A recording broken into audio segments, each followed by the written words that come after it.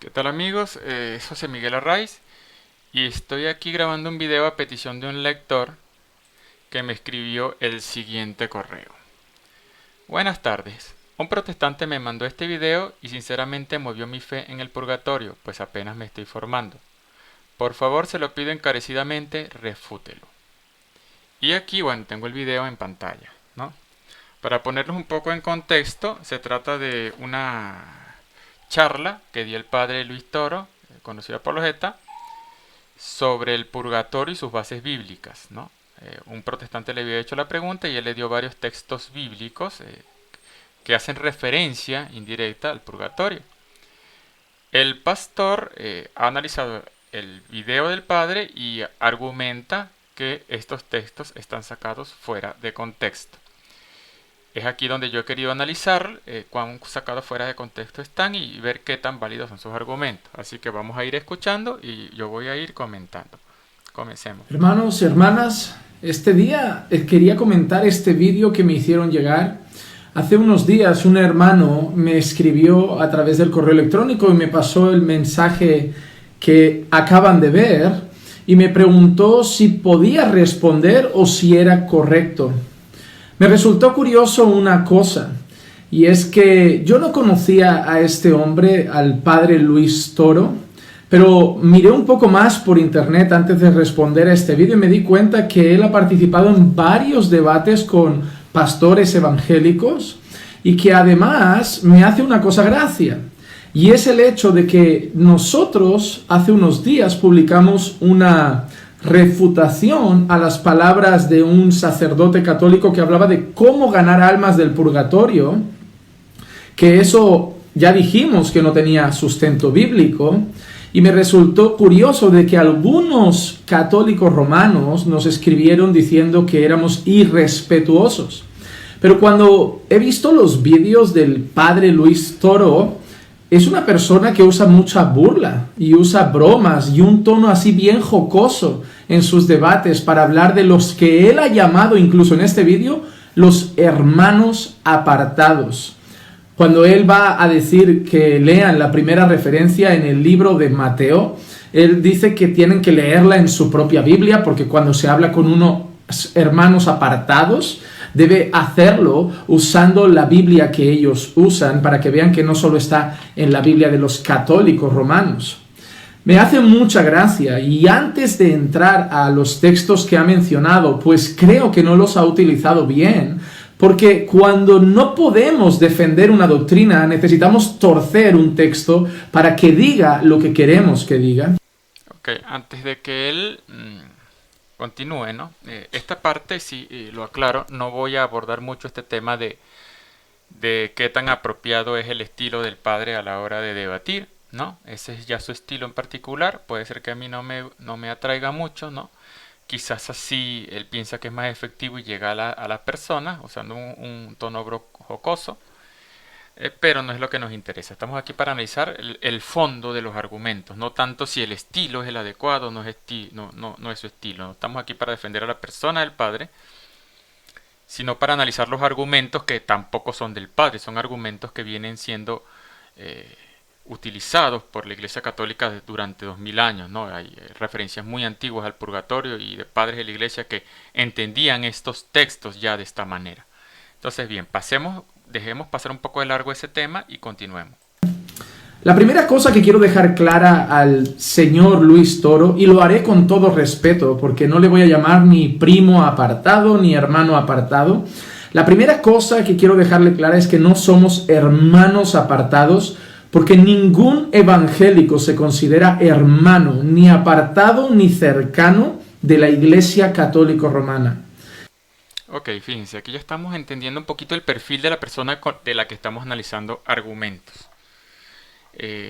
Ya de por sí hay un mal síntoma, ¿no? Porque él ya de plano está diciendo, primero se está presentando o tratando de representar a todos los evangélicos, diciendo que ningún evangélico considera a los católicos hermanos, ¿no?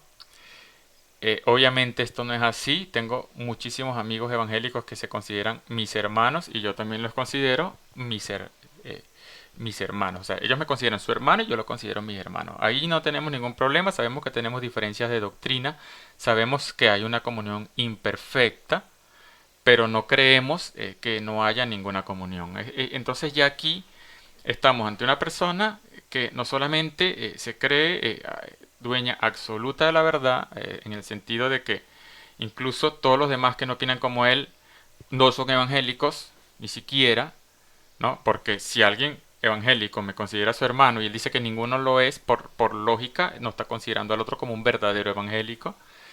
Y por otro lado, bueno, vamos a ver que se nota esa misma actitud cuando él asume su interpretación bíblica como la única y la más adecuada, ¿no?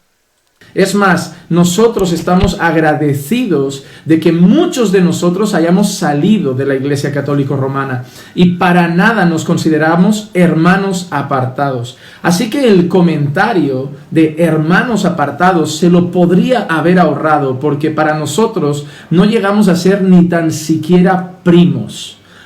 Ok, entonces bien, fíjense, aquí es de paso que en vez de abordar el argumento, él se desvía otra vez como para sacar su resentimiento visceral diciendo que no nos considera hermanos, sino ni siquiera primo. Bueno, otra vez, como digo, no estamos aquí para analizar formas, ¿no? Así que vamos a saltar, obviar totalmente esta parte y seguir. Pues los fundamentos de nuestra fe tienen muchas diferencias con sus fundamentos. Ahora me gustaría comentar las cosas que ha dicho sobre los dos pasajes que cita. No es el único. A lo largo de la historia, muchos católicos romanos han hablado del purgatorio citando los mismos pasajes, son los que suelen utilizar, pero lo que yo pretendo es demostrar que esos pasajes no hablan de ninguna forma de la doctrina del purgatorio. Fíjense, por ejemplo, cómo él aquí ya está ofreciendo demostrar. ¿No? Demostrar. Y entendamos entonces, cuando lo veamos más adelante, que él lo que hace es presentar una interpretación alternativa al texto. Ya de por sí se ve un poquito de ceguera en el sentido de que ¿cómo podría él demostrar que una interpretación personal de él hace totalmente inviable la otra? Eso quedará cada quien analizar los textos en cuestión y ver hasta qué punto realmente él ha demostrado algo, ¿no? Y la cosa que debemos hacer es la siguiente. Si se dan cuenta, el padre Luis Toro cita solo un versículo. Un versículo. Y nosotros sabemos que cada versículo pertenece a un contexto, a un capítulo, a una carta, donde el Señor Jesús, en el caso del texto de Mateo, o el apóstol Pablo, en el caso de la carta a los Corintios, está hablando de un asunto. Sí, en esto tiene toda la razón. No es que el padre haya hecho mal en citar un solo versículo, sino que en ese momento no era la ocasión de ponerse a leer todo el capítulo, ¿no? Lo mismo podría decir uno de algún protestante cuando ellos empiezan a disparar textos aislados, cree en Jesús y será salvo, y no lee todo lo demás, y decir, oye, si es así, estás cayendo en lo mismo, ¿no? Ellos podrían alegar, no, pero es que yo te lo estoy citando, pero también hay un contexto que no lo estoy dejando de citar simplemente porque quiero hacer mención a ese versículo en concreto. Yo no creo en particular que el padre haya citado el versículo aislado como con una especie de intención de, oye, no lean el resto, porque vamos a ver que el resto, el contexto, incluso no solamente el contexto del texto, sino el texto del libro, el texto del mensaje del Evangelio, el contexto completo apunta en la misma dirección. Y no podemos arrancar un versículo para que ahora nosotros lo usemos para hablar de un asunto del que el apóstol Pablo no estaba hablando. Un texto fuera de su contexto solo sirve para formar un pretexto. En eso sí estamos de acuerdo. Ahora veamos si realmente ese texto está fuera de contexto. Y considero que lo que ha hecho el padre Luis Toro es aprovecharse de que muchos de los que tenía reunidos ahí delante no conocen sus Biblias. Ha citado un texto y le están dando crédito porque lo argumenta bien en su propio criterio, Pero ellos, al no tener conocimiento de lo que dice el resto del texto, entonces aceptan ese pensamiento. En segundo lugar, lo que me parece también curioso y en el fondo me ha dado hasta pena, es que el joven que se encuentra haciéndole las preguntas, que al parecer debe ser cristiano evangélico, no las responda. Y eso es triste, que él no hubiera sabido defenderse, hubiera podido hacer un bien muy grande respondiendo a esos textos delante de tantas personas. Porque Sí, pero no sé si usando la explicación que vamos a escuchar que diga el pastor hubiera cambiado algo. Por lo menos a mí no me pareció convincente. Que puede parecerlo convincente para algunas personas, sí. De hecho, el lector que me pide que lo haga es testigo de eso y por eso que lo estoy contestando. Pero normalmente yo no vería la respuesta que dio el pastor en este video como algo realmente convincente, ¿no? que el padre Luis Toro en las redes sociales, por lo que veo, es admiradísimo en el contexto católico romano.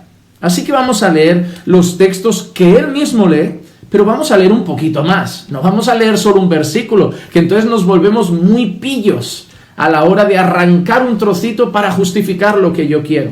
Vamos a leer un poquito más. El primer texto que ha citado el padre Luis Toro es Mateo 5:25. Dice lo siguiente: reconcíliate pronto con tu adversario mientras vas con él por el camino, no sea que tu adversario te entregue al juez y el juez al alguacil y seas echado en la cárcel.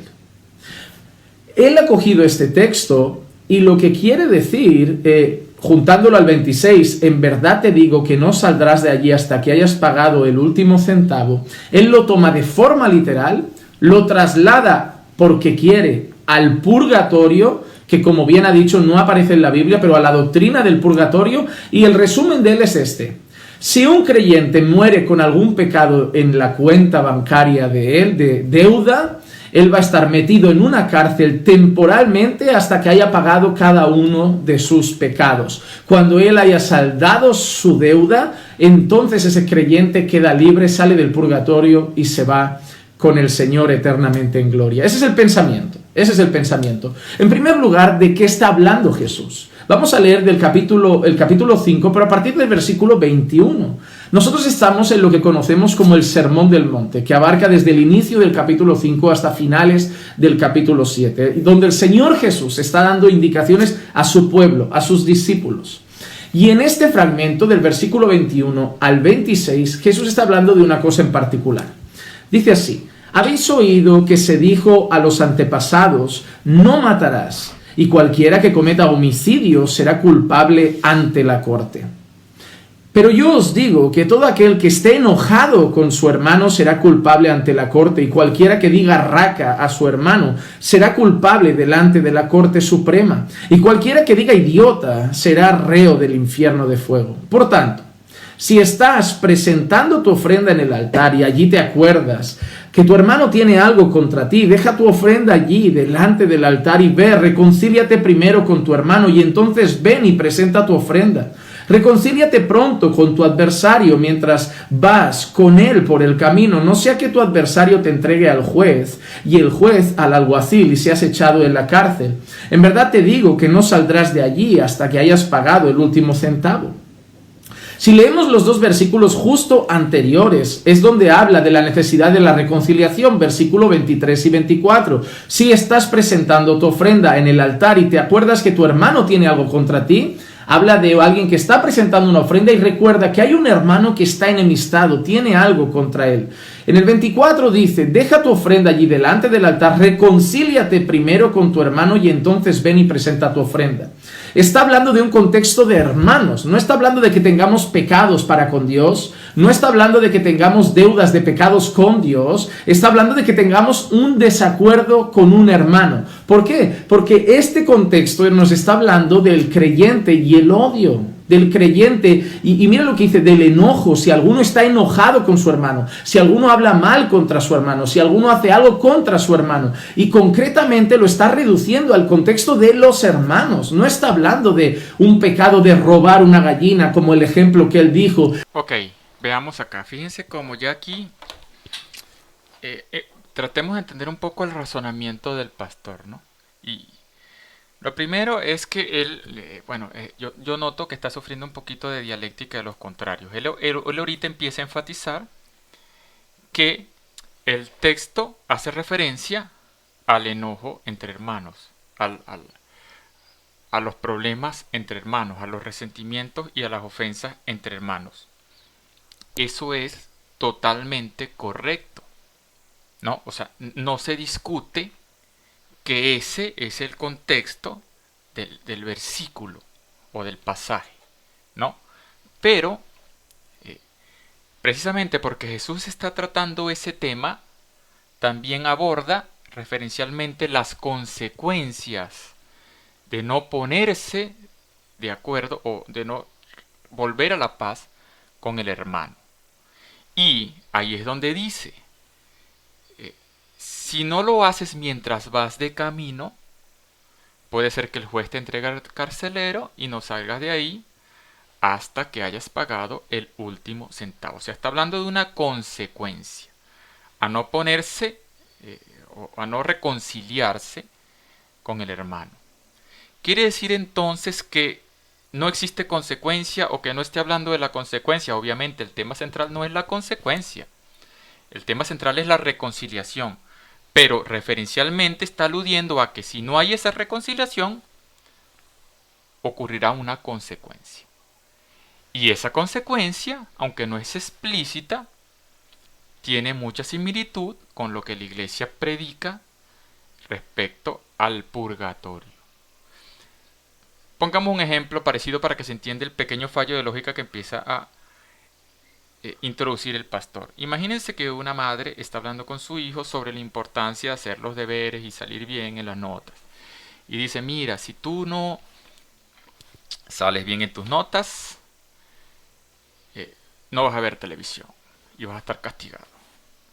Y entonces alguien llega y dice, mira, eso está... Alguien dice, no, existe un castigo para el que no salga bien en las notas. Y entonces alguien dice, no, esto no es así, esto no está hablando del castigo, está hablando de la importancia de salir bien en las notas. Es la importancia, es las notas el tema, no es el que no va a haber o si va a haber televisión, eso es otra cosa, no está hablando de eso. Obviamente no es el centro, pero sí lo está mencionando. O sea, Jesús allí obviamente no está dando una cátedra del purgatorio, ni explicando cómo será el purgatorio, cómo será la naturaleza de esa purificación, pero está diciendo, dando a entender que la habrá para aquellos casos en donde no nos reconciliemos con nuestros hermanos. Tendremos que ser purificados, ¿no? Otro ejemplo similar, pero ahora no cotidiano. Basémonos en la misma Biblia. Recordemos, por ejemplo, la parábola de la vid. Jesús dice, yo soy la vid verdadera, mi padre el viñador. Todo sarmiento que en mí no da fruto lo quita, y todo el que da fruto lo poda para que dé más fruto. Ustedes están limpios por las palabras que les he hablado. Permanezcan en mí y yo en ustedes. Todo sarmiento que no da fruto lo corta y lo echa al fuego. Así, básicamente parafraseando, dice el texto del Evangelio de Juan capítulo 15. Alguien podría decir, mira, allí el tema central es que debemos permanecer unidos a Cristo. Ese es el tema central. No está hablando de un infierno, ni de que habrá fuego, ni de que habrá llamas, ni de que será para siempre. No está hablando del infierno, pero está haciendo referencia al infierno, lo menciona. Dice, aquel que no dé fruto, lo echa al fuego. Entonces, si alguien en ese momento dice que ese texto no hace referencia al infierno con esa lógica, ¿tendría sentido? No tendría sentido. Bueno, el mismo poco sentido tiene que este pastor llegue y diga, mira, ahí no está hablando del purgatorio. No es el tema central el purgatorio. Simplemente lo está mencionando referencialmente como tantas otras, digamos, pequeñas imperfecciones que tendrán que ser purificadas. Ok, continuemos. Pero más o menos sigue por aquí la misma idea. Que él va a tener que estar en el purgatorio. Pobre hombre, de verdad. Si yo fuera ese hombre estaría escuchando y diciendo, madre mía, en el purgatorio por una gallina. Pero es que el texto no está hablando de alguien que ha robado una gallina, ni de alguien que ha matado, ni de alguien que no sé, que ha robado 5 centavos a un banco. El texto está hablando si tienes algo contra tu hermano. Porque precisamente también se aplica si tienes algo contra tu hermano, ofendiste y dañaste a alguien, ¿no? Igual si le robas una gallina, ofendiste a alguien o dañaste a alguien. Está hablando precisamente de la consecuencia de haber cometido un pecado que no fue subsanado. En este caso no te reconciliaste con tu hermano. Ya ahí el Señor Luis Toro ha empezado a arrancar, a separar del texto las cosas para decir, si no ven el resto, van a hacer caso a lo que yo les diga. La cuestión es que no sigan leyendo más. Porque si se dan cuenta, la gente no ha leído más que un solo versículo.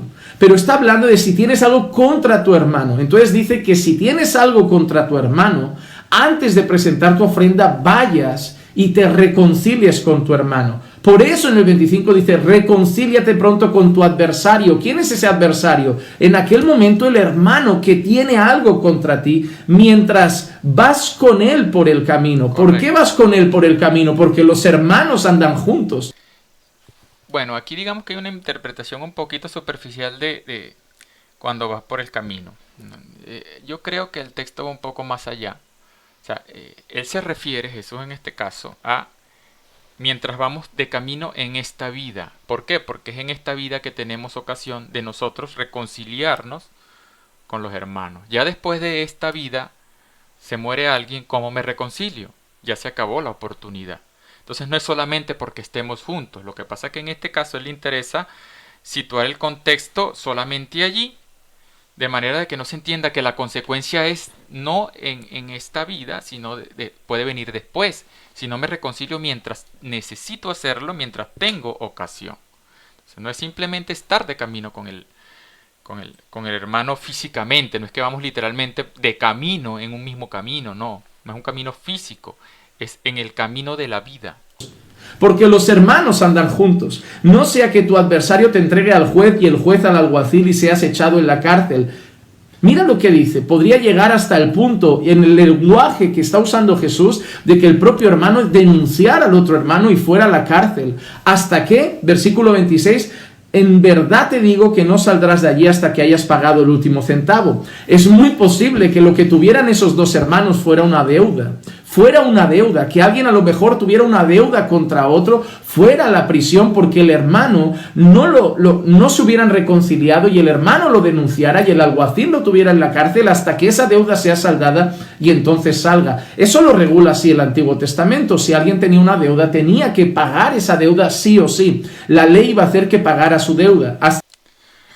A ver, y aquí es donde yo dije, wow, en serio, esta es la explicación alternativa que da este pastor.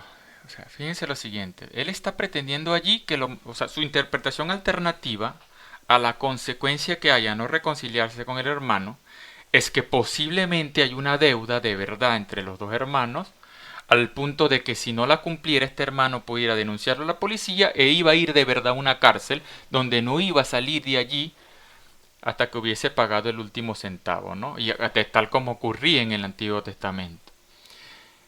No voy a decir que es totalmente imposible, pero es una interpretación totalmente, en mi opinión, forzada.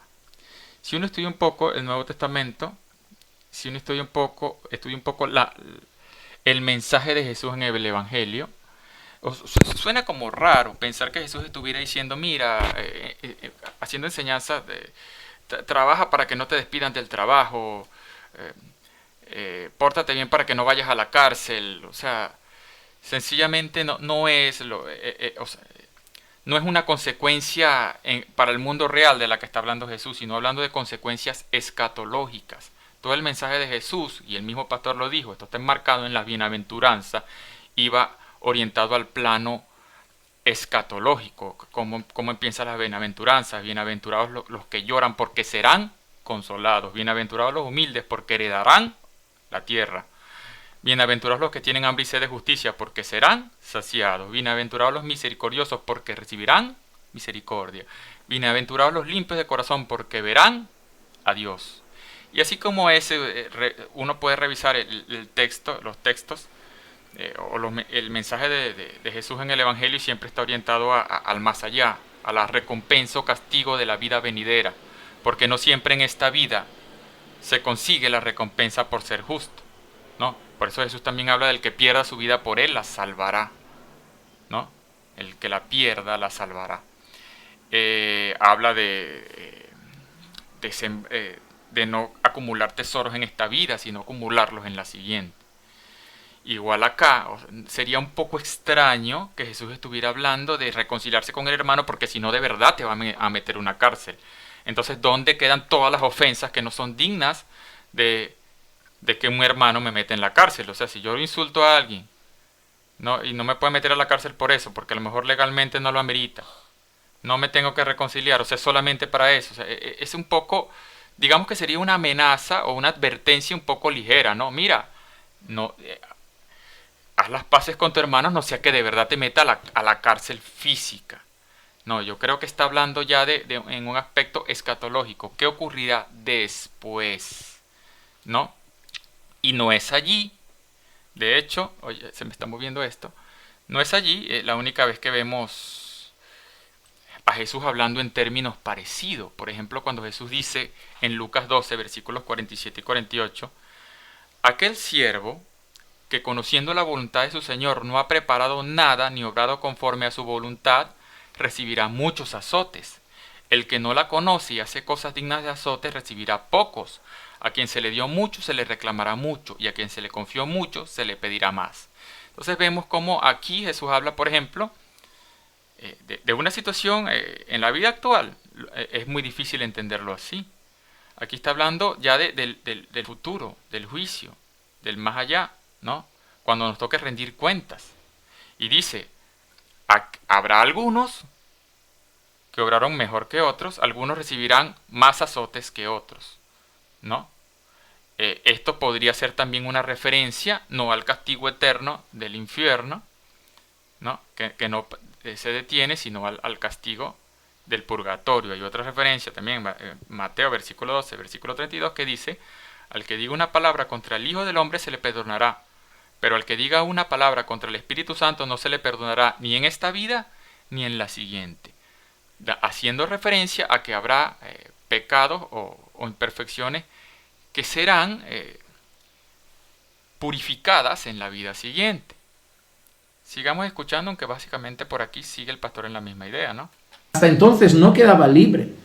Entonces, ¿qué dice él? El Señor Jesús está diciendo que si tienes algo contra tu hermano, si tienes un problema con tu hermano, mientras andáis por el camino, mientras tenéis esa comunión, mientras seguís juntos, arréglalo antes.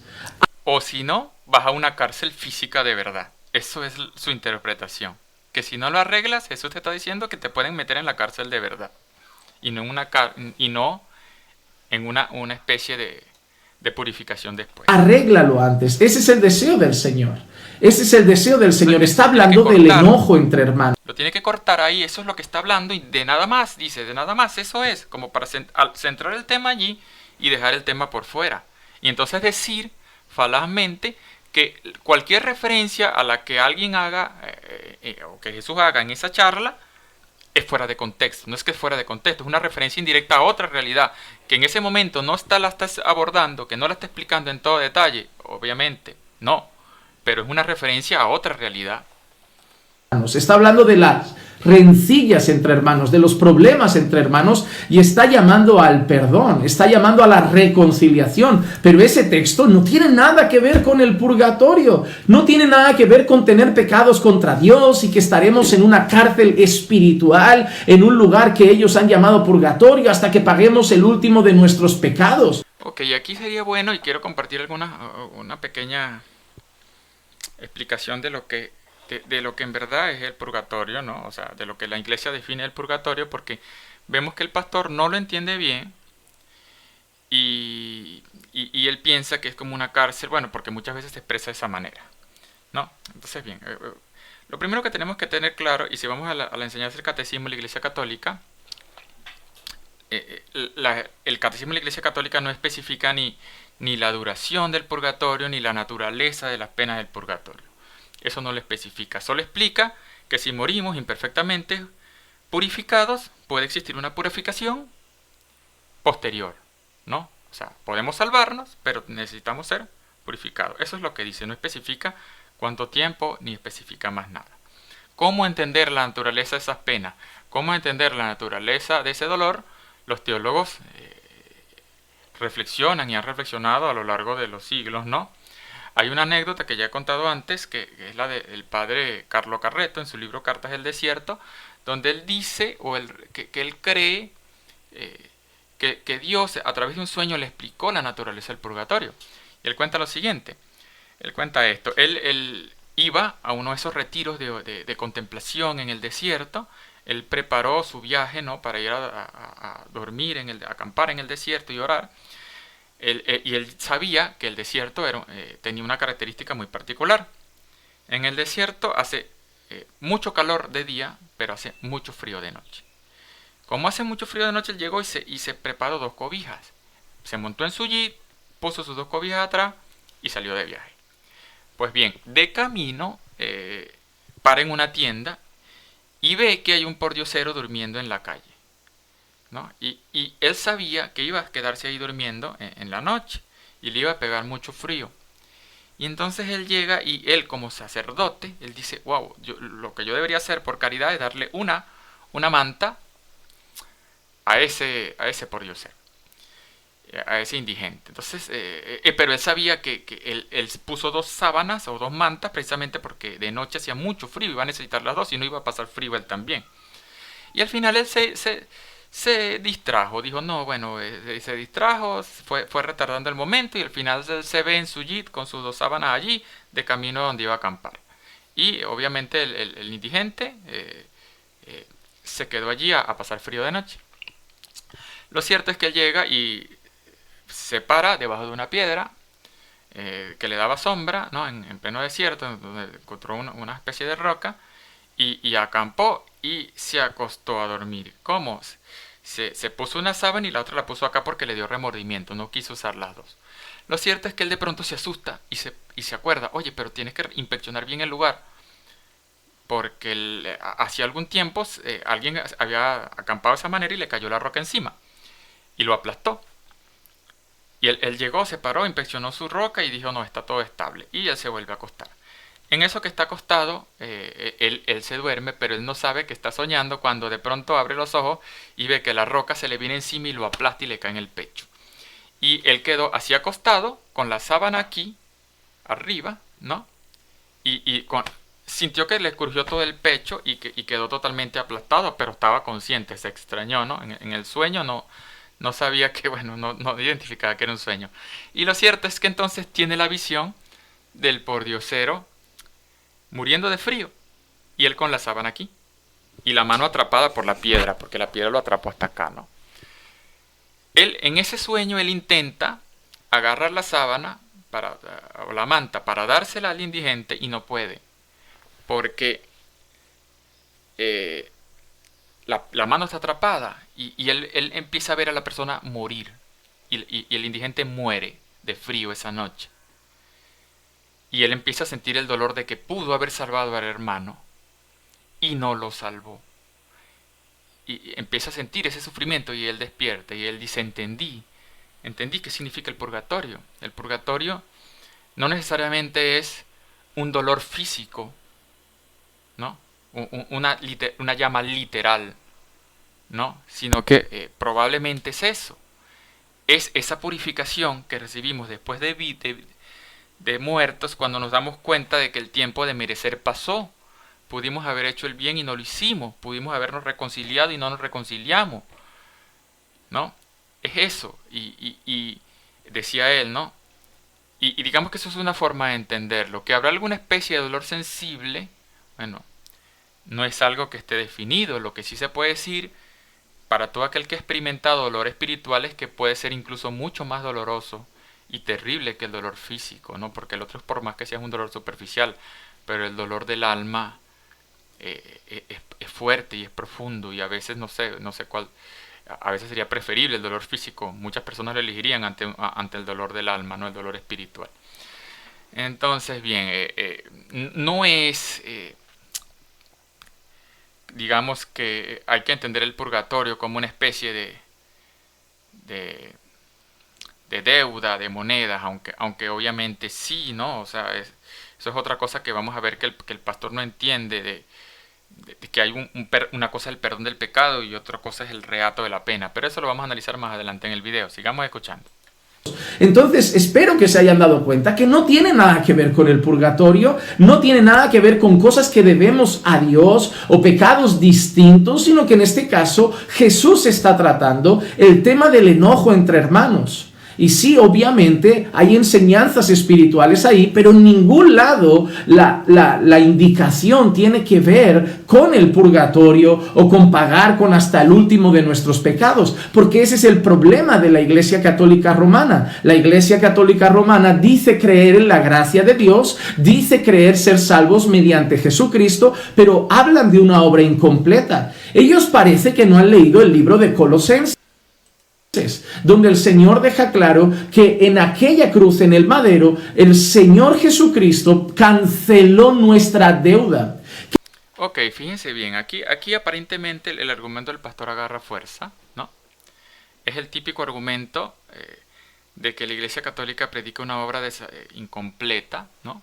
En donde Jesús se sacrifica por nosotros y paga toda la deuda, ¿no?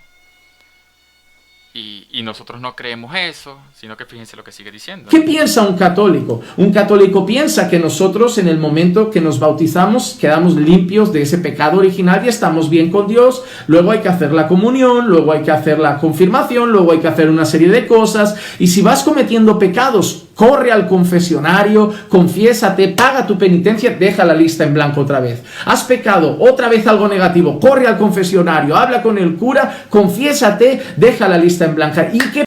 Ok, fíjense una cosa, ¿no? Entonces aquí ocurre realmente lo contrario.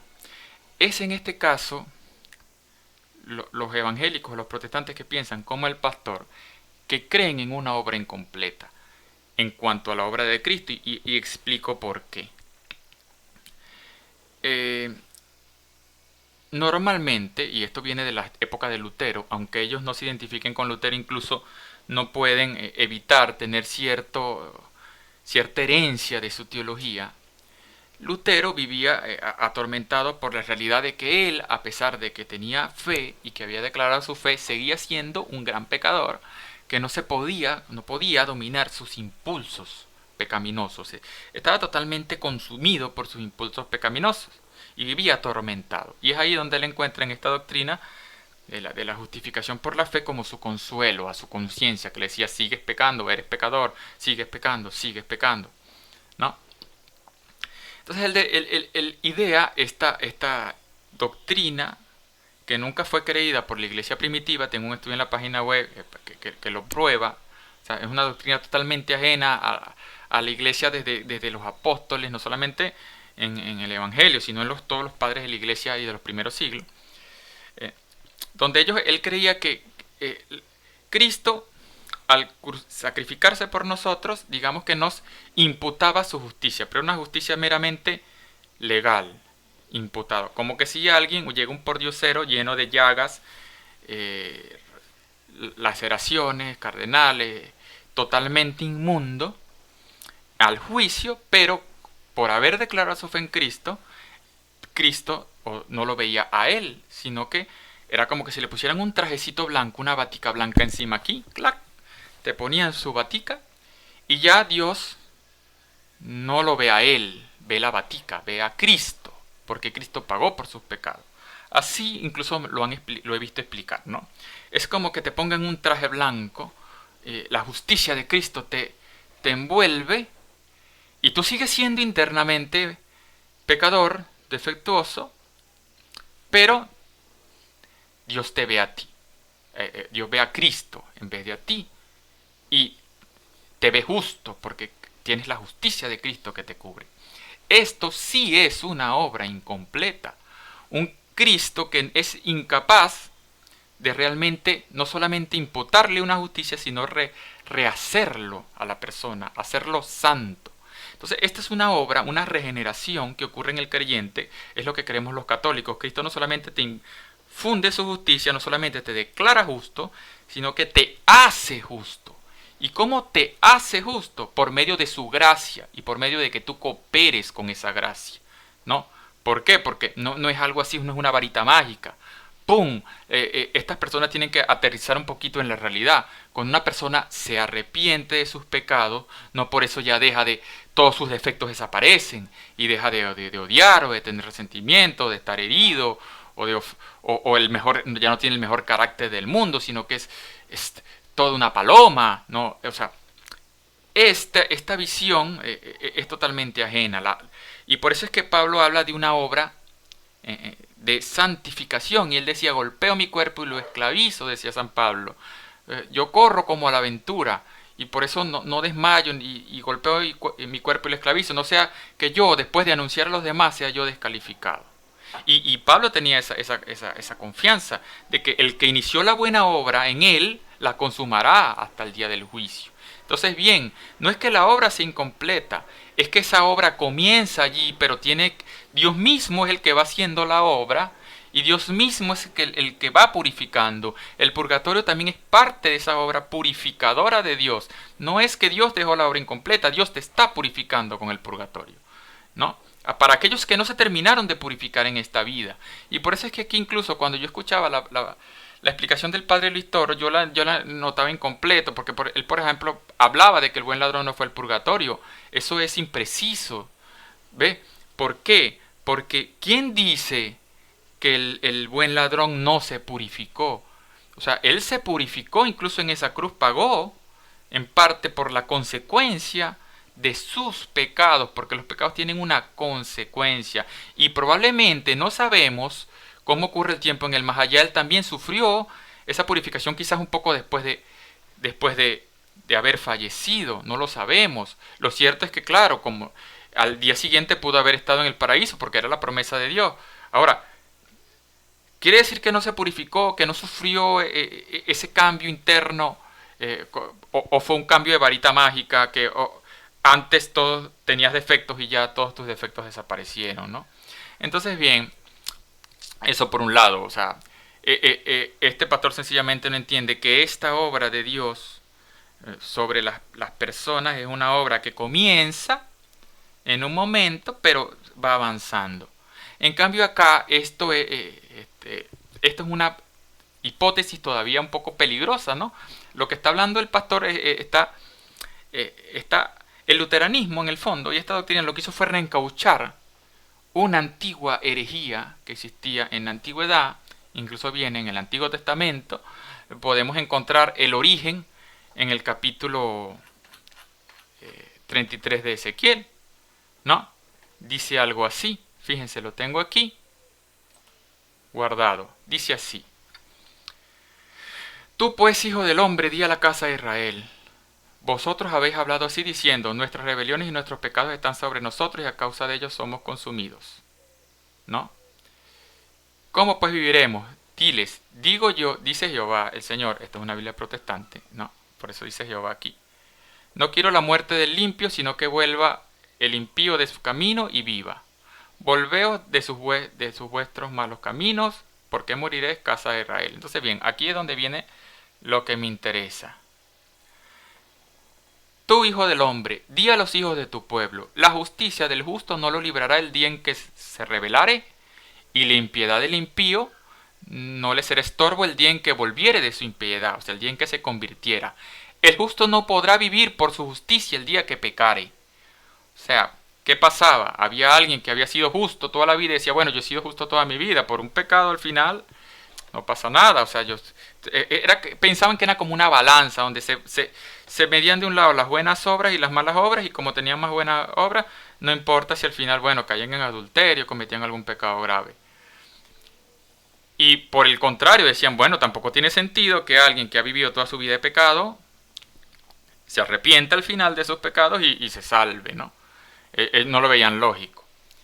Bueno, aquí dice Dios y corrige esa forma de pensar. Dice, di a los hijos de tu pueblo, la justicia del justo no lo librará el día en que se rebelare, la impiedad del impío no le será estorbo el día en que volviere de su impiedad. Cuando yo dijere al justo, de cierto vivirás, y él, confiado en su justicia, hiciere iniquidad, todas sus justicias no le serán recordadas, sino que morirá por la iniquidad que hizo. Y cuando yo dijere al impío, de cierto morirás, si él se convirtiere en su pecado, hiciere el derecho y la justicia, de cierto vivirá. Entonces, bien, fíjense una cosa, ¿no? Lo que enseña el pastor aquí, y lo vamos a ver que lo sigue repitiendo más adelante, es algo muy parecido, solo que amoldado a la doctrina de Lutero. ¿En qué sentido? Para ellos, alguien que declara su fe en Jesús es salvo y ya automáticamente la deuda de sus pecados pasados y futuros queda pagada. O sea, es como están enseñando una especie de licencia para pecar. Salvo, siempre salvo, es lo que, como le llaman algunos, ¿no? No tienen que seguirse arrepintiendo, no tienen que, en este caso, bueno, nosotros recurrimos a la penitencia, no, porque ya Cristo pagó, según ellos, por todos los pecados que incluso ellos vayan a cometer, así no se arrepientan, ¿no? Eso fíjense que no solamente no era así antes, sino que solamente, tampoco es así en el Nuevo Testamento. Cuando Jesús llega y dice cómo juzgará a todas las personas, en el capítulo 25 de Mateo, ¿qué dice? Y pondrá a unos a la izquierda y otros a su derecha. Y a unos les dirá, apartaos de mí, malditos, al fuego eterno. ¿No? Porque tuve hambre y me diste de comer, tuve sed. No, tuve hambre y no me diste de comer, tuve sed y no me diste de beber, tuve frío y no me vestiste, tuve preso y no me visitaste. Y le dirá a los de la derecha, tuve hambre y me diste de comer, venid a mí, benditos de mi Padre, tuve hambre, me diste de comer, tuve sed, me diste de beber, etcétera, etcétera, etcétera. Y así unos irán a una vida eterna y otros a una condenación eterna. ¿En base a qué los juzgó? En base a que en algún momento por allá declararon su fe, en un momento en el tiempo ya automáticamente eso les vale para de ahí en adelante, hagan o no hagan. No. De hecho Jesús mismo en Mateo 7:21 dice, no todo el que dice Señor, Señor entrará en la vida, sino el que hace la voluntad de mi Padre. Entonces bien, en este caso, ya de por sí, por esa doctrina perversa, ¿no?, peligrosa, es que no puede entender por qué un católico tiene, después de que, aún estando justificado por la fe, pedir perdón de los pecados que cometa después. Él no lo entiende. Yo recuerdo hace muchos años, hace más de 20 años, conversaba esto con una amiga, que ella me decía, mira, es que como tú entiendes la salvación, eso no es así, me decía ella. Ya yo soy salva. No importa lo que yo hiciera, así como decía Lutero, puedo pecar y fornicar 1000 veces al día, nada me apartará del amor del Cordero, decía Lutero. Bueno, ella pensaba algo así, una idea muy, muy peligrosa. ¿Por qué? Bueno, después me enteré que ella falleció embarazada de su novio porque fornicaba, no se había casado, ¿no? Dios ojalá se haya arrepentido antes, porque si ella estaba confiando en que solamente porque ella en algún momento en el pasado dijo, yo creo en ti, Jesús, y ya por eso es salva, estuvo en problemas o está en problemas, ¿no? O sea, espero que Dios haya tenido misericordia de ella. Pero fíjense lo peligroso que es una doctrina desviada, una doctrina de alguien que está totalmente fuera de contexto de la historia de la iglesia cristiana. Porque eso sí se llama estar fuera de contexto. Pensar que Lutero, 1600 años después, podía creer que porque leía mucha Biblia era él el que le iba a entender correctamente e ignorar cómo interpretaron esos textos los primeros cristianos del siglo I en adelante. Obviamente no tienes todas las piezas de tu rompecabezas, no, por más que la leas y la leas y la leas, no vas a poder interpretarla de la manera correcta, y por eso es que existen tantas denominaciones que incluso todas dicen que se basan en solo la Biblia y ninguna puede ponerse de acuerdo en prácticamente ningún tema fundamental. Hay muchos que se dicen evangélicos que no creen en la Trinidad, los luteranos bautizan niños, los otros no. Hay una larga, infinita lista, no son temas secundarios, son temas esenciales. Ni siquiera en el tema de la justificación se ponen de acuerdo. No, porque hay muchos evangélicos que no opinan como él. Esta doctrina del salvo, siempre salvo, es repudiada por comunidades enteras de cristianos evangélicos, ¿no? ¿Qué pasa si al final no de esto? Por eso corre el cura cuando a veces hay alguien en el hospital para darle sus últimos momentos de perdón, para darle esa extrema unción, para dejar que la gente se vaya en paz. Pero si ha habido un problema y no se ha podido hacer todo el trámite en esta tierra y se queda algo pendiente, pues te vas al purgatorio y allí la deuda la irás pagando. En ese caso él dio el ejemplo de la gallina. Ok, y aquí hay otra cosa que me faltó explicar, que quería aprovechar aclarar em, la diferencia entre el pecado, el perdón del pecado y la consecuencia, ¿no? Y hay muchos ejemplos bíblicos, yo también lo trato en varios de mis artículos, ¿no? Y se trata de esto. ¿Qué dice la Biblia? La Biblia dice que el pecado, la paga del pecado es la muerte. O sea que la consecuencia que nosotros tenemos por violar deliberadamente la ley de Dios en un tema grave, ¿verdad? O sea, en materia grave, con plena conciencia, deliberadamente, la consecuencia es la condenación. Jesús llega y obtiene para nosotros la remisión de esa deuda, el perdón del pecado. Eso es correcto. ¿Quiere decir eso que ya se acabó? Cuando se perdona el pecado se desaparece la consecuencia. Vayan, por ejemplo, podemos sacar ejemplos del Antiguo y del Nuevo Testamento. Vamos al Antiguo Testamento, el rey David. El rey David llega y se enamora de la mujer del prójimo y hace que maten al prójimo, a Urías elitita, ¿no? Y Dios manda al profeta para reprenderlo y él se arrepiente. Y ora el famoso salmo, piedad de mí, Señor, en tu bondad, por tu gran corazón borra mi falta, etcétera, etcétera, etcétera, ¿no? ¿Qué le dice el profeta? Dios perdona tu pecado, no morirás, pero por haber ultrajado a Yahvé, nunca se apartará la espada de tu casa, y el hijo que concebiste morirá sin remedio, y empieza a decirle cuáles serán las consecuencias de su pecado, su castigo, ¿no? Dios perdonó su pecado, no se duda. El profeta dijo, sí, perdono tu pecado, pero tu pecado tuvo una consecuencia que te afectará a ti, a tu familia, a todos. Y esa consecuencia, también hiciste un daño a tu alma. Eso hay que sanarlo, ¿no?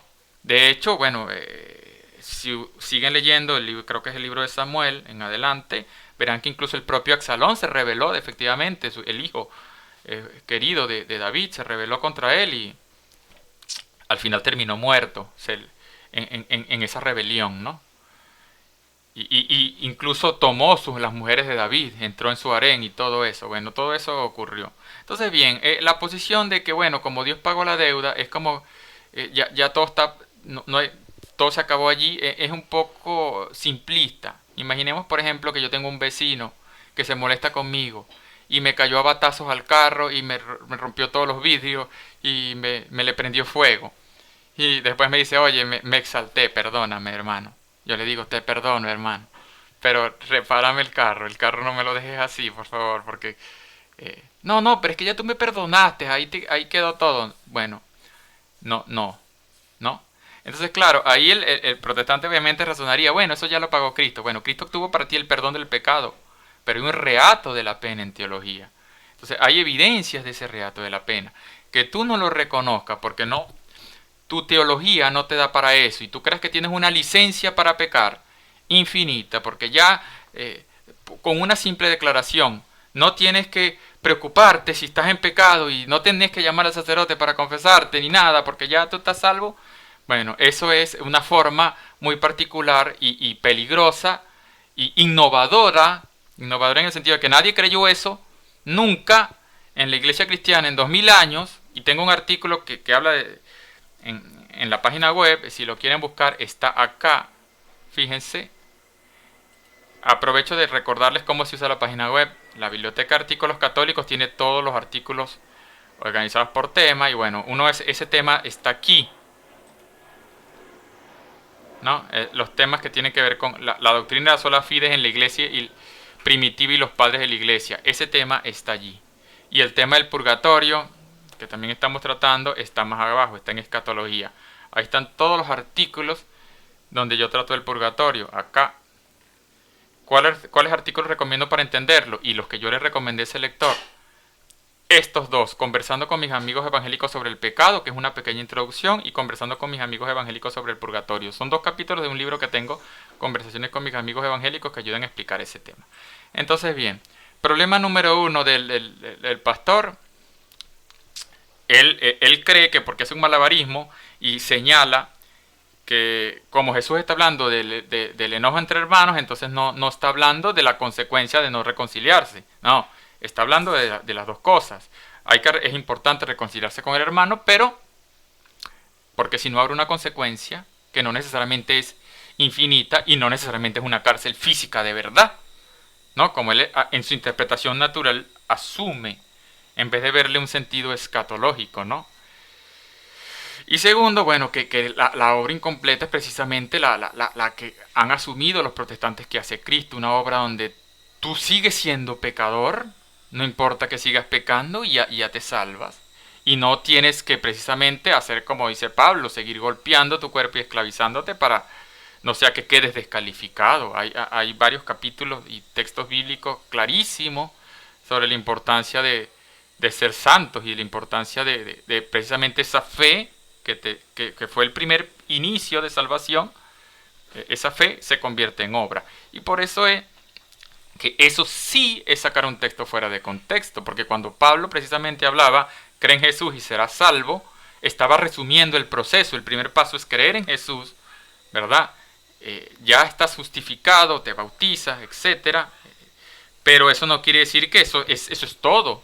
Ya, creíste y después haz lo que quieras, así fornique, así asesines, así robe, no pasa nada, ¿no? Porque hemos vuelto al texto donde el mismo San Pablo luego dice, aquí está, no saben que los justos no heredarán el reino de Dios. No se dejen engañar ni los inmorales, ni los adólatras, ni los adúlteros, ni los afeminados, ni los homosexuales, etcétera, etcétera, etcétera.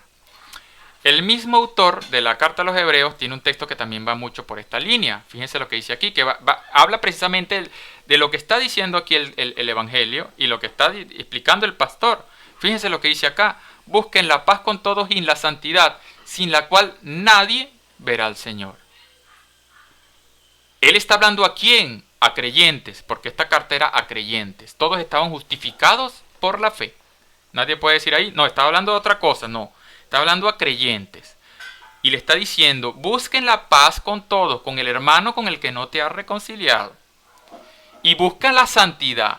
Si no has alcanzado eso, si no la tienes, no estás reconciliado con el hermano, no verás al Señor.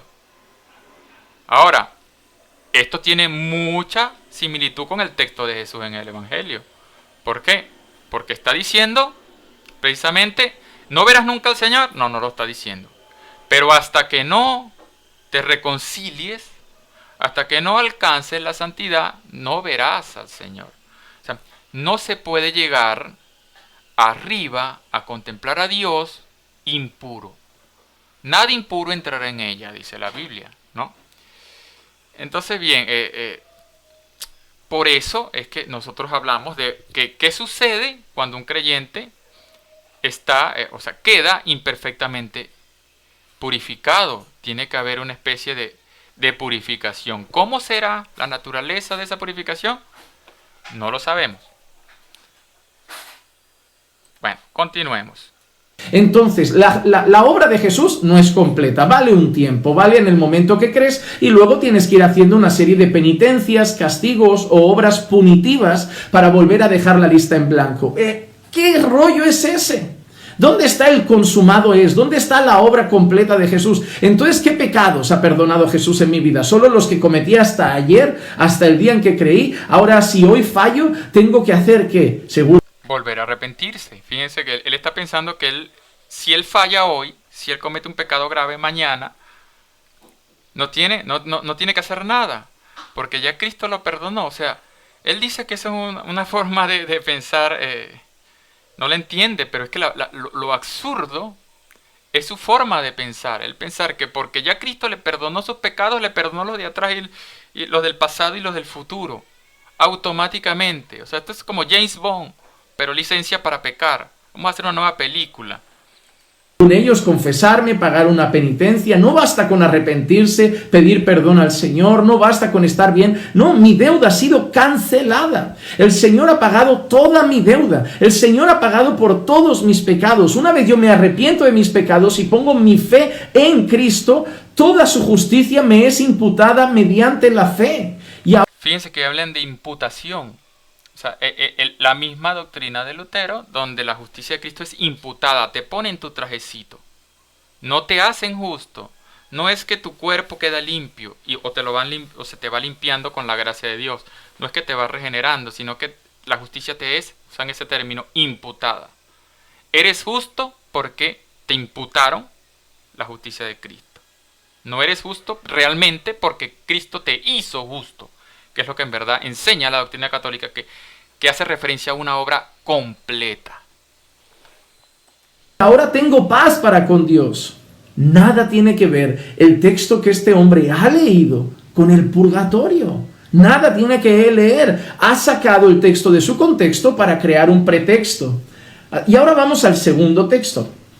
Él mencionaba la primera carta a los Corintios, capítulo 3 y versículo 13. Dice así: la obra de cada uno se hará evidente, porque el día la dará a conocer, pues con fuego será revelada. El fuego mismo probará la calidad de la obra de cada uno. El fuego mismo probará la calidad de la obra de cada uno. Y termina el 15. Si la obra de alguno es consumida por el fuego, sufrirá pérdida. Sin embargo, él será salvo, aun así como por fuego. ¿Qué dicen ellos? Ellos dicen exactamente lo mismo. Alguien ha pecado contra Dios, tiene una deuda pendiente y será salvo porque era un creyente, era un buen cristiano, era un buen hijo de Dios, pero se ha quedado con un saldo en contra. Se ha quedado con una pequeña deuda. ¿Qué dice él? Que tendrá que ser salvo por el fuego. ¿Y qué intuyen ellos que significa? Que salvo por el fuego está hablando de los creyentes que tenían una deuda pendiente, que irán al purgatorio, y ese es el salvo por el fuego. En el purgatorio serán purgados de esa deuda, purgados de esos pecados que tenían pendientes, y entonces se salvarán, pero después de pasar por el fuego, después de pasar por lo que ellos llaman purgatorio. ¿Qué he dicho antes en el primer texto? Un texto fuera de su contexto solo sirve para crear un pretexto. Solo sirve para crear un pretexto. Si realmente esto habla de todos los creyentes y habla de su condenación o su salvación o el pago de sus pecados futuros, es de lo que Pablo debería estar hablando. Entonces, ¿qué vamos a hacer? Vamos a leer un poquito más esta carta.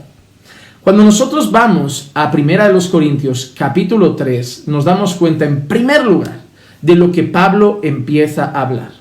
Pablo se dirige a los corintios y les dice que les tiene que hablar como a carnales, que no les puede hablar como a espirituales, sino como a carnales. Y él dice, como a niños en Cristo. ¿De qué está hablando este tema? Pablo, en su carta a los Corintios y el capítulo 3, está diciéndole a los corintios que se están portando como niños en Cristo. No como niños en cuanto a su inocencia y su bondad. Es correcto. Se está refiriendo a gente inmadura. ¿Inmadura en qué cosas? Pues él lo dice en el versículo 3, porque sois carnales todavía, habiendo entre vosotros celos y contiendas. Los corintios estaban experimentando tres cosas particularmente que Pablo empieza a destacar en el capítulo 3. Celos, contiendas, es decir, hay divisiones en la iglesia, los corintios. Digamos que los corintios reflejaban la situación de cualquier cristiano que todavía no es santo, ¿no?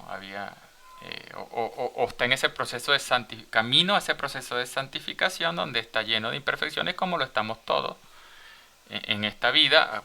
Algunos vamos más avanzados que otros, yo creo que estaría un poco más retrocedido, pero bueno, más allá de eso, Pablo está hablando de precisamente que de esos cristianos.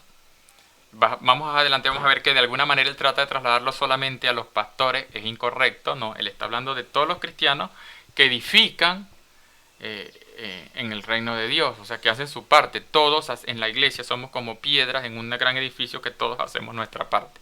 O en este caso, en el contexto de este ejemplo, todos vendríamos siendo como constructores. Todos los cristianos, miembros de la iglesia, construimos con nuestras obras. En eso estamos de acuerdo, eso dice el contexto. Son hermanos que están teniendo celos y contiendas, divisiones, y además están experimentando otra cosa, un amor excesivo por algunos líderes religiosos. En su inmadurez, ellos estaban poniendo demasiada confianza en algunos hombres, hasta el punto que algunos decían, yo soy de Pablo, yo soy de Apolos, yo soy de Cefas, yo soy de quien sea. Hasta algunos, los que se las daban de más espirituales, decían, yo soy de Cristo. Pero habían ciertas divisiones y todo era fruto de la inmadurez. Cuando Pablo sigue hablando, en el versículo 5 les dice: ¿qué es pues Apolos y qué es Pablo? Servidores mediante los cuales vosotros habéis creído, según el Señor os dio la oportunidad a cada uno. Yo planté, Apolo regó, pero Dios ha dado el crecimiento. En el 9 Pablo dice: nosotros somos colaboradores de Dios y vosotros sois labranza de Dios, edificio de Dios. Entonces Pablo está diciendo que los corintios son inmaduros. Y cuando Pablo se da cuenta que algunos están diciendo: yo soy de Pablo, yo soy de Apolos, el apóstol Pablo dice: mira, ni Apolos es algo, ni yo soy algo. Somos colaboradores, pero no somos dueños. No somos jefes, somos colaboradores. Dice, uno planta y el otro riega, pero el fruto lo da el Señor. Dice, nosotros colaboradores de Dios y vosotros labranza de Dios. ¿Qué significa labranza? Vosotros sois la cosecha. Ellos han predicado, ellos han plantado la semilla. ¿Y qué es la iglesia? ¿Qué es el pueblo de Corintio? ¿Qué son los hermanos de Corintio? La iglesia de Cristo, la labranza, la cosecha, los que han creído la palabra, a los que Pablo también menciona como edificio de Dios, casa de Dios. ¿Por qué? Porque Pablo a veces se refiere a templo del Espíritu Santo como la iglesia en general, o a templo del Espíritu Santo como el creyente en particular. Entonces, primero hace una ilustración o una analogía que tiene que ver con la agricultura. Y ahora, en segundo lugar, llega y empieza a hablar de los líderes, Pablo, como constructores. Versículo 10. Conforme a la gracia de Dios que me fue dada, yo como sabio arquitecto puse el fundamento y otro edifica sobre él. Pablo dice, yo puse un fundamento y otros edifican encima. Está hablando de que son constructores. Pero cada uno tenga cuidado como edifica encima. Pablo se está refiriendo a sí mismo. Ya ha dicho que la iglesia es labranza y edificio de Dios. Ahora habla de ellos. Ahora habla de Pablo, de Apolos, de los líderes religiosos del momento. Y dice que él puso un fundamento que, como bien ha enseñado, es Cristo, el Evangelio, y otros están edificando encima de ese fundamento. Apolos, el mismo Pablo cuando vuelve, no sé, otros creyentes, otros ancianos, están ahí edificando sobre el fundamento. Y dice que cada uno tiene que tener cuidado cómo edifica. ¿Cómo edifica?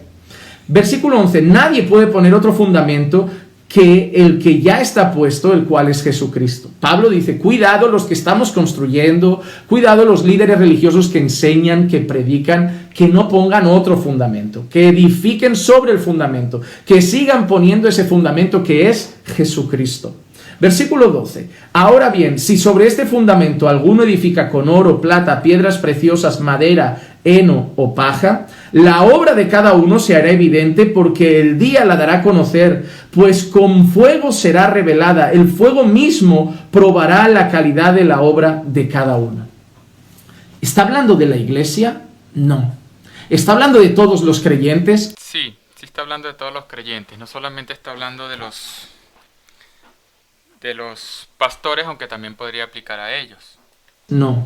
¿Y está hablando de pecados? No. Está hablando de los constructores. ¿Quiénes son en ese caso? Sí, Pablo, cada uno como constructor, ¿no? Apolos y otros líderes religiosos. O también aplica a pastores, predicadores en el día de hoy. Y está diciendo que tienen que tener cuidado sobre lo que edifican, porque el día de mañana el fuego probará su obra. Es decir, el Señor les está diciendo que el día de mañana Él probará la obra que han hecho los constructores, no toda la iglesia, los constructores. No, correcto, pero incorrecto su interpretación sobre qué, pero es cierto, o sea, la primera parte del texto que hace referencia a que cada obra la probará el fuego, se refiere sí al juicio de Dios sobre cada obra, ¿no? De las personas, ¿no? Por eso es que, bueno, todos los textos que hacen referencia a cómo serán juzgadas las personas, dice, y serán juzgados según sus obras. Creo que Apocalipsis 20 está ese texto, ¿no? Dice, y todos serán juzgados de acuerdo a lo escrito en los libros, de acuerdo a sus obras. Entonces, obviamente, sí, y vamos adelantando un poquito porque está un poco largo el video. El argumento aquí del pastor es que, bueno, si las obras de estos pastores, o incluso trasladándolo a las personas, si las obras de estas personas no pasan esa prueba, entonces esas personas no recibirán la recompensa, ¿no? Sí, o sea, obviamente, pero eso no excluye la referencia que viene después del purgatorio, donde dice, él no obstante que da quedará salvo, pero así como por fuego. Entonces, bien, otra vez está la figura purificadora del fuego, ¿no? No la primera figura que se usó antes, que se refería a probar el fuego que prueba la obra, sino que el creyente será a salvo así como por fuego. Es el versículo siguiente. En ese versículo, eh, ¿cómo entenderíamos nosotros esa purificación? Fíjense, si lo enfocamos incluso desde la interpretación que había establecido yo hace rato, del padre Carlos Carreto, ¿por qué no? O sea, ¿por qué no ser compatible con lo que está diciendo? ¿Qué pasará cuando la persona, y así lo han enfocado algunos teólogos, vea que la obra de su vida se consume, ¿no? Por todas esas cosas que pudo hacer y no hizo, ¿no? Todo el bien que pudo hacer y no logró, o todo el daño que causó y el dolor a su vez que ocasionó, va a ver cómo esas obras, como ese juicio de Cristo lo revela.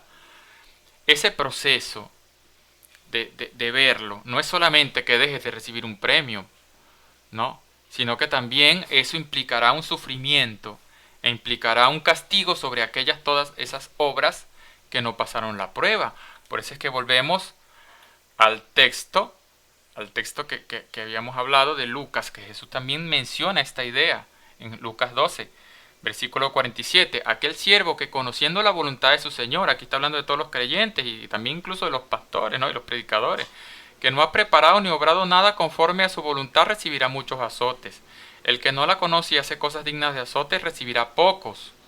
O sea, habrán unos que recibirán pocos, habrán otros que recibirán más, y por eso dice, a quien se le dio mucho, se le reclamará mucho, a quien se le confió mucho, se le pedirá más.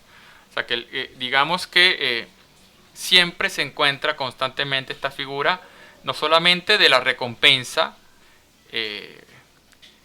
variable conforme a la cooperación del mérito con la gracia, o sea, el mérito que nosotros como cristianos tenemos al hacer fructificar la gracia, sino también al castigo, que también no necesariamente es el castigo del infierno, el castigo infinito.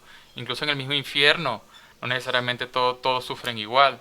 Igual se mantienen en esta Biblia estas referencias implícitas a este castigo, que no será para todos igual, porque como todo acto moral, como dice la teología, se evalúa por tres elementos: el objeto, la intención y la circunstancia, ¿no? No todos pecados son igual de graves, dependiendo de cada situación en concreto, ¿no? Entonces, bien, básicamente yo creo que aquí podríamos ir cerrando. Básicamente lo que hace establecer es que es solamente eso, que no recibirá la recompensa, la obra, pero es una explicación otra vez bastante incompleta, ¿no? Yo considero este tipo de explicaciones debería mover la fe de alguien en algún dogma o en el dogma en concreto del purgatorio. No creo, ¿no? Yo creo que para nosotros protegernos, básicamente yo lo que invitaría es a tratar de ejercitarse, ¿no? Y de razonar calmadamente los argumentos. El primer argumento, por ejemplo, era muy fácil de refutar o darse cuenta. O sea, que está bien, Jesús estaba hablando de la reconciliación, sí, pero hace mención a otra cosa, y respecto a esa otra cosa es la consecuencia de no reconciliarte, o sea, de quedar allí con algo, una especie de deuda por saldar, ok. ¿A qué consecuencia está hablando? ¿De verdad uno piensa con toda la evaluación o la predicación de Jesús a lo largo de su mensaje, que se refería a decirle cuídate, ponte de acuerdo con tu hermano, no sea que tu hermano te meta de verdad a la cárcel? O sea, en un contexto donde Jesús vivía, en un Israel conquistado por el pueblo romano, donde había esclavitud, donde había miles de problemas sociales, ¿no? Jesús nunca dedicó ninguna palabra a eso, ni a denunciar las injusticias del Imperio Romano, ni a decirle a la gente, mira, cumple las leyes para que te vaya bien en esta vida. No, el entorno de la predicación siempre fue escatológica, ¿no? Y por eso es que vemos a Jesús hablando de misericordia, y también para los díscolos, para los duros, advertir sobre el castigo, ¿no? Contra aquellos que se mantengan rebeldes, ¿no? Entonces, bien, yo creo que con eso espero que haya servido. Normalmente no tengo mucho tiempo para analizar estos videos. Quisiera tener más. A lo mejor en el futuro tendré más. Pero creo que, bueno, con esto vamos terminando. Antes de terminar, bueno, un poquito de propaganda. Recuerden que el curso de apologética lo pueden encontrar en cursoapologética.org. Aquí está el curso completo de 12 lecciones de apologética católica y de los libros los pueden conseguir aquí en la página web, en la sección de descarga. Ahí también está el enlace bueno, debería. Para ver, me metí donde no era. Perdón, en tienda.